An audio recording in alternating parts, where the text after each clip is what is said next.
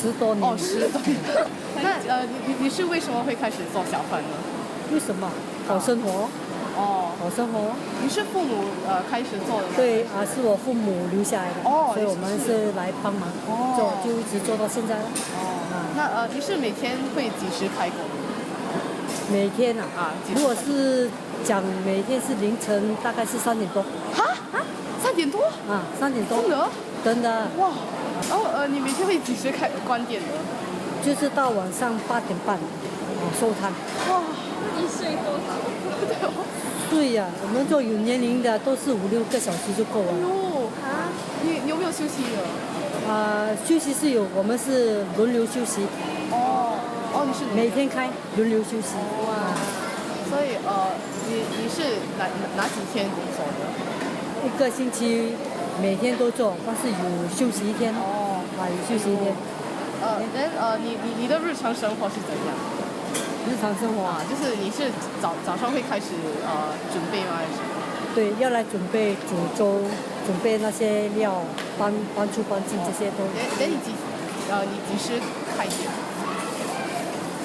你是说开门做生意？开门。大概4点。4点。大概4点这样。有人来吗？有啊，偶尔是有。这么早啊？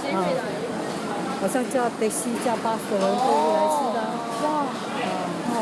那你喜欢你的工作吗？也不可以说喜不喜欢啦，为了要过生活。跟我讲的一样哦。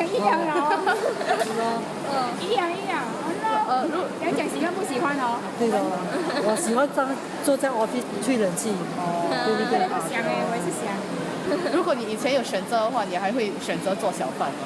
如果有选择可以选择说我中马票就不做嘛。所以你是觉得现在会辛苦吗？还是？不会，会很辛苦。因为我们这个是家族生意，都很开心。OK，那好。那你觉得现代的青年人还会来这里用餐吗？青年啊，比较少。他们青年都是去复课比较多。他们喜欢吹冷气。比以前少。以前少多。巴萨都是有年龄让安迪来比较多啦。你觉得这是为什么？就除了那个冷气之外，可能他们的吃的东西会比较那种西餐之类，口味不同比较适合。所以你是觉得如果年轻人会来的话，只是跟家人一起吃而已吗？对，这个是真的因为陪父母吗？那你觉得现在的年轻人还会懂得欣赏小贩吃吗？有些啦，不是说完全不会，有些比较少啊。比较少。那你认为少年们对小贩有兴趣吗？对这种食物有兴趣吗？对这种看他们个人的口味嘞，因为我不能答。你这个摊位有接班人吗？